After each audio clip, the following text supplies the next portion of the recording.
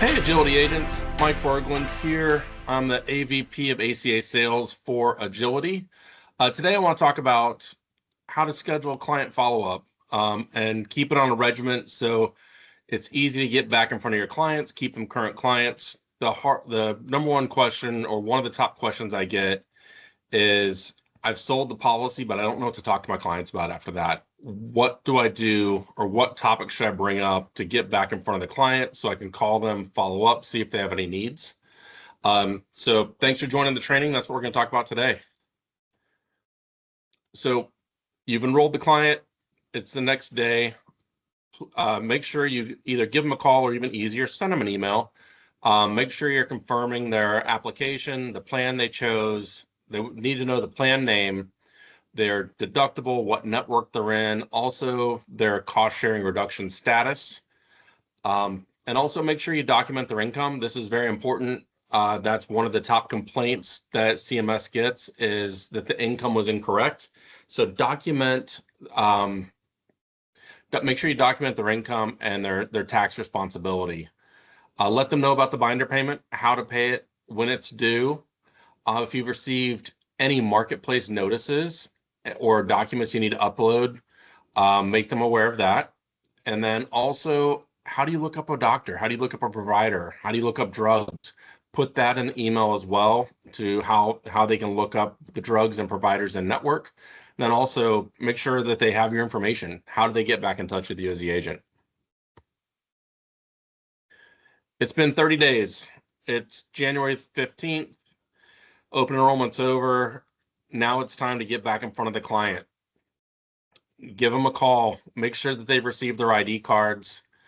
If they're on an HMO, is the PCP that they selected, are they on that card? Also, make sure they know how to get back into the network, how to search for doctors again. Make sure you can confirm that their doctors are in network. And then, have they tried to fill a drug? Have they gone to CVS or gone to Walgreens to fill a prescription, and is it working as they expected?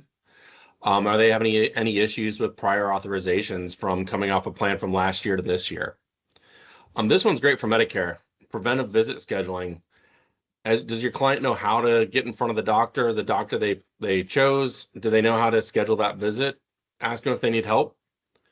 And then the member portal has answers to most of their questions.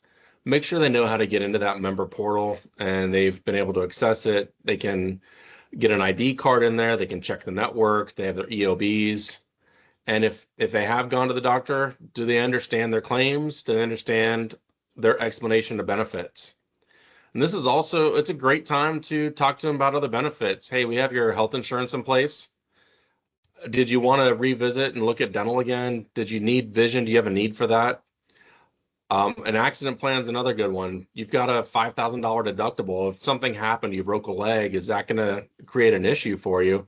Or should we put another insurance policy in place that'll pay to make sure to cover that accident? So you can put an accident plan in place, and also term life. You've got a spouse, you've got kids, want to make sure if something does happen to you, they're taken care of. So it's a great time to cross-sell within 30 days because they've already purchased from you, they trust you, and it's time to look at some other products. 90 days is a great time to follow up as well. If there's any service issues they're having, it's more of just a check-in. I want to see if you've used your insurance yet. Is there kind of the same as the last check-in? Are you having any referral problems, surprise bills? Is anybody saying they're not participating in the network? Are you having any network access? Then always talk about income. If there is an income change, make sure that you document it. Send them a copy of an email saying you are changing the income from $25,000 to $27,000. Just make sure they're always involved in the steps and they have confirmation that you have sent over the changes in income. Mid-year review is just a mid-year follow-up for them. This is a great time to talk about life events. Is there anything upcoming? Are you getting married? Are you having kids? Are the kids going off to college? Anything that may trigger that SEP. And if your HSA clients, this is a great time to remind them, hey, we're halfway through the year. Start thinking about maxing out that HSA for tax deductions. A lot of people forget about it. or they haven't opened those accounts, it's a great reminder mid-year to start talking about financial implications and tax savings. This one's important. It's a renewal prep. This 60 to 90 days to pre-end, you need to give them a call and talk about, like in 2025 going 2026, expected premium changes or subsidy changes. The enhanced subsidies are going away. We heard so much about rate shock this year when clients got the renewals. Get in front of it. Don't have them calling you angry. Say, hey, this is what's going on with the government. They have not passed the enhanced subsidies yet. So to start having those conversations about what they're going to see in the renewals, and you'll have options for them. Also, carrier network shifts. Is a new carrier coming into the market? You can have those discussions. Is someone leaving?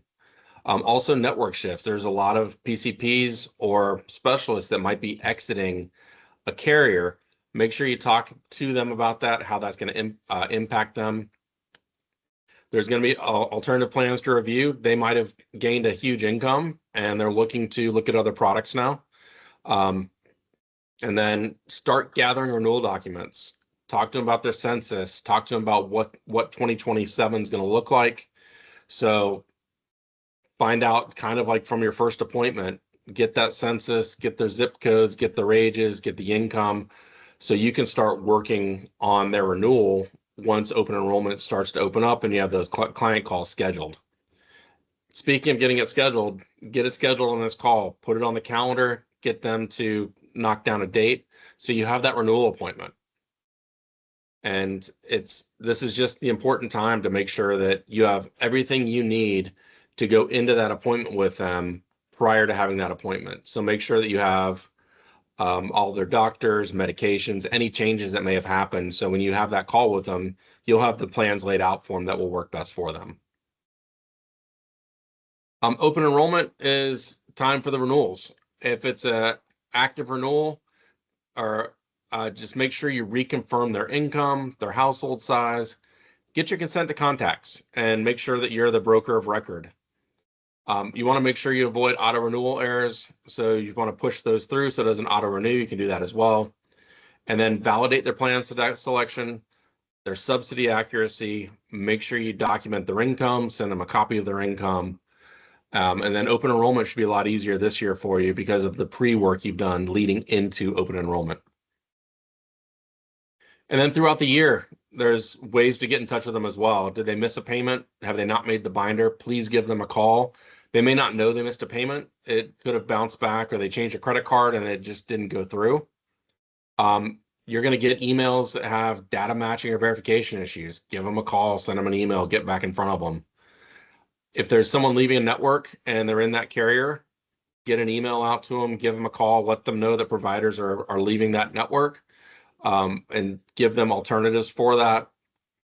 If they've got an issue with the marketplace, and you can help them work on the appeals, or if they've got a huge claim that they don't think is right, you can work with a carrier on that as well.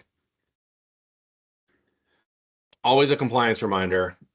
Make sure you obtain permission for contact going forward. Make sure you store that. Do not do high pressure outreach. Don't do high pressure sales. More of like a benefit to them. We have your health insurance in place.